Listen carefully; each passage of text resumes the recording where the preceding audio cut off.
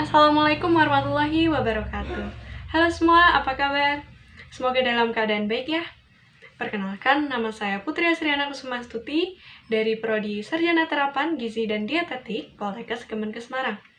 Nah, di sini saya akan memaparkan mengenai praktek mikrobiologi pangan tentang pemeriksaan kualitas air. Nah, untuk lebih lengkapnya, simak video berikut ya. Air merupakan kebutuhan esensial bagi setiap manusia. Nah, seperti yang kita ketahui bahwa air ini merupakan sumber kehidupan bagi manusia. Biasa digunakan untuk aktivitas sehari-hari. Kemudian, selain itu, 70% dari komposisi tubuh manusia ini merupakan cairan. Untuk itu, air dibutuhkan oleh tubuh untuk menghindari tubuh dari dehidrasi dan untuk menunjang metabolisme cairan di dalam tubuh. Menurut Sutrisno dan Suciastuti 2009 menyebutkan bahwa kualitas air minum yang aman dan sehat untuk dikonsumsi itu meliputi 3 syarat. Yang pertama yaitu ada syarat fisik, kemudian ada syarat kimia, dan yang ketiga yaitu syarat bakteriomiorologis. Nah, di mana syarat fisik itu meliputi warna, bau, temperatur, kekeruhan, dan juga rasa. Nah, sedangkan untuk syarat kimianya itu meliputi senyawa-senyawa yang terkandung di dalam air, meliputi ion atau zat besi, tembaga, atau yang lainnya, yang tentunya di mana itu akan mempengaruhi dari warna, bau, rasa, dan kekeruhan dari air tersebut.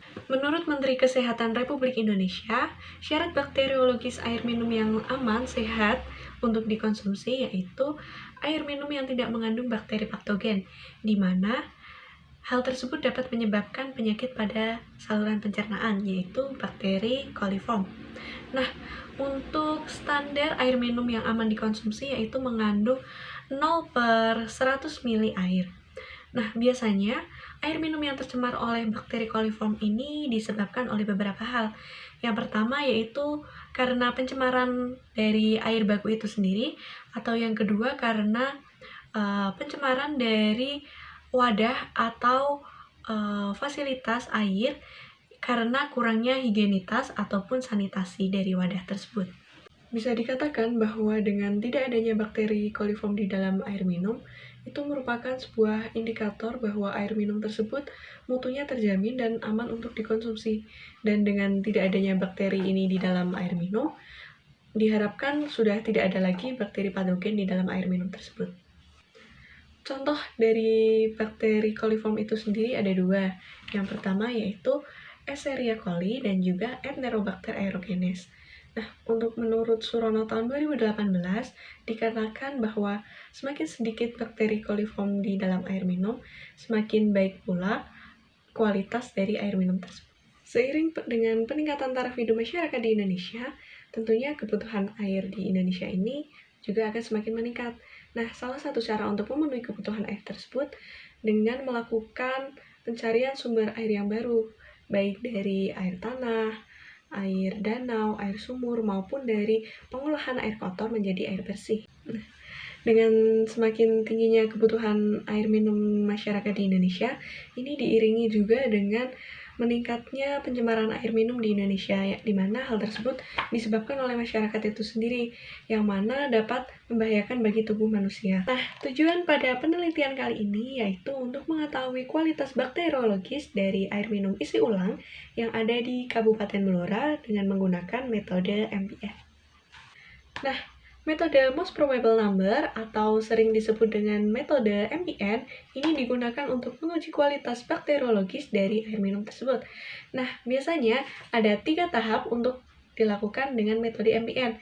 Yang pertama yaitu tahap pendugaan atau sering biasa disebut dengan presumptive test.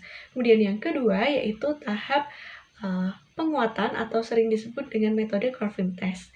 Dan yang ketiga atau yang terakhir yaitu tahap pelengkap atau sering disebut dengan metode completed test.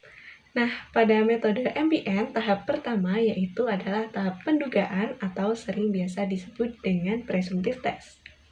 Pada penelitian ini kita gunakan 5 tabung seri, di mana setiap tabung diberi label dengan tanda A1, A2, A3, A4, dan A5.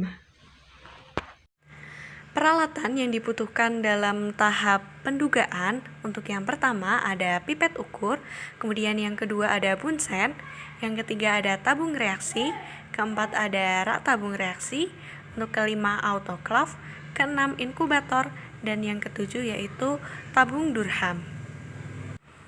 Sedangkan bahan-bahan yang diperlukan dalam tahap pendugaan ini ada dua. Yang pertama yaitu air sampel dari air sumur dan juga yang kedua media laktosa broth.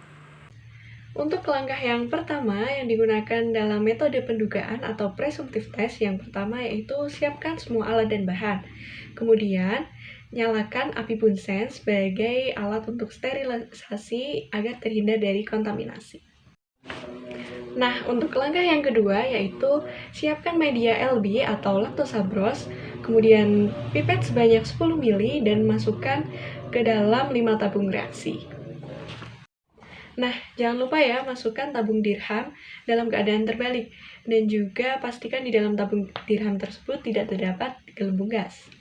Nah, untuk langkah yang ketiga yaitu masing-masing dari tabung reaksi yang sudah diberi media LB tadi kita sterilisasi menggunakan autoclave. Nah, untuk langkah yang keempat yaitu ambil 1 ml air sampel. Dalam penelitian kali ini menggunakan sampel air sumur. Untuk langkah yang kelima yaitu air sampel 1 ml air sumur masukkan ke dalam media yang sudah berisi LB atau laktosa broth. Nah, untuk langkah yang keenam yaitu inkubasi selama 1 kali 24 jam dalam suhu 37 derajat Celcius. Berdasarkan hasil penelitian yang dilakukan dalam 5 tabung reaksi yang berbeda ini, didapatkan hasil bahwa diketahui 4 dari total 5 sampel mengandung bakteri coliform dengan jumlah bakteri berdasarkan nilai indeks MPN yang bervariasi, di mana nilai MPN tertinggi pada sampel AM05 dan AM02, masing-masing sebesar 20 dan 28 koloni bakteri per 100 ml air minum isi ulang. Hasil dari inkubasi selama 24 jam tersebut menunjukkan terjadinya perubahan warna menjadi lebih keruh dan juga didapati terdapat gelembung gas di dalam tabung dirham. Nah, setelah didapatkan hasil media yang positif, kemudian dilanjutkan ke dalam metode selanjutnya yaitu metode penegasan atau confirm test. Nah, untuk tahap yang kedua dari metode MPN ini sendiri yaitu tahap penegasan atau confirm test. Nah, di mana tahap penegasan ini merupakan tahapan lanjutan dari tahapan yang pertama yaitu tahapan pendugaan, di mana sampel-sampel dari tahap pertama yang merupakan hasil positif dalam penelitian ini dinyatakan ada 4 sampel positif yang kemudian akan dilanjutkan ke dalam metode penegasan. Nah, untuk peralatan yang dibutuhkan dalam tahap penegasan yaitu yang pertama ada pipet ukur, kemudian yang kedua ada bunsen, dan yang ketiga ada tabung reaksi, yang keempat ada rak tabung reaksi, yang keempat ada autoclave, keenam ada inkubator, dan yang terakhir ada tabung Durham. Sedangkan untuk bahan-bahan yang diperlukan dalam tahap penegasan ini yang pertama ada media sampel EMB dan juga air hasil positif dari tahap sebelumnya. Nah, untuk tahapan yang pertama dalam metode penegasan ini yang pertama yaitu siapkan alat dan bahan. Nah, untuk langkah yang kedua yaitu siapkan media BGLB dan kemudian pipet sebanyak 10 ml dan masukkan ke dalam tabung reaksi.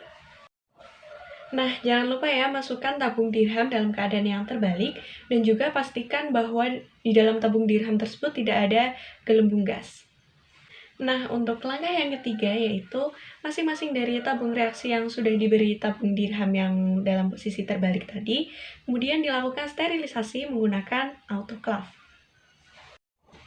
Untuk langkah yang keempat yaitu pipet 1 ml air sampel yang merupakan hasil positif dari media LB sebelumnya. Nah, untuk langkah yang kelima yaitu inkubasi sampel selama 1 kali 24 jam dalam suhu 45 derajat Celcius. Berdasarkan hasil penelitian dalam tahap penegasan ini, didapatkan hasil bahwa 2 dari 4 tabung reaksi ini didapatkan terdeteksi adanya bakteri coliform, di mana yaitu terdapat pada tabung AM02 dan AM05 yang positif mengandung bakteri coliform faecal. Dan kemudian hasil positif BGLB dilanjutkan untuk uji pelengkap. Hasil dari tahap penegasan kali ini yaitu media berwarna hijau dan sedikit keruh. Nah, hasil positif dari media BGLB ini selanjutnya akan dilakukan metode lanjutan pada metode pelengkap. Nah, dalam pengujian kali ini ditemukan 2 sampel positif untuk selanjutnya akan diuji selanjutnya dalam metode pelengkap. Nah, tahapan ketiga dari metode MPN ini yang terakhir yaitu ada uji pelengkap atau completed test. Peralatan yang dibutuhkan dalam tahap pelengkap yaitu ada 4. Yang pertama ada OSE, kemudian yang kedua ada Bunsen, yang ketiga ada cawan Petri, dan yang keempat ada rak tabung reaksi. Sedangkan untuk bahan-bahan yang diperlukan yaitu yang pertama ada media EMB dan juga yang kedua ada air sampel dari hasil positif BGLB. Nah, untuk langkah yang pertama yang dilakukan pada tahap pelengkap atau completed test yang pertama yaitu siapkan alat dan bahan. Kemudian untuk langkah yang selanjutnya yaitu langkah yang kedua yaitu pijarkan OSE pada api Bunsen agar steril. Nah, untuk langkah yang ketiga dalam tahap ini yaitu inokulasi hasil sampel yang positif BGLB dari tahap sebelumnya pada permukaan media EMB menggunakan jarum OSE, kemudian lakukan secara kuadran. Kemudian untuk langkah yang keempat yaitu inkubasi sampel selama 1 kali 24 jam dalam suhu 37 derajat Celcius. Pada tahap terakhir dalam metode MPN ini, dari 2 tabung reaksi yang dilakukan penelitian ini terindikasi terdapat bakteri E. coli di mana ditunjukkan dengan adanya koloni bakteri berwarna hijau metalik pada media uji positif E. coli. Dari serangkaian tahapan yang telah dilakukan dalam pengujian kali ini, didapatkan hasil bahwa pada media EMB ini didapatkan sejumlah koloni berwarna hijau mekanik, di mana hal tersebut menjadi indikator bahwa air tersebut sudah tercemar dengan bakteri coliform.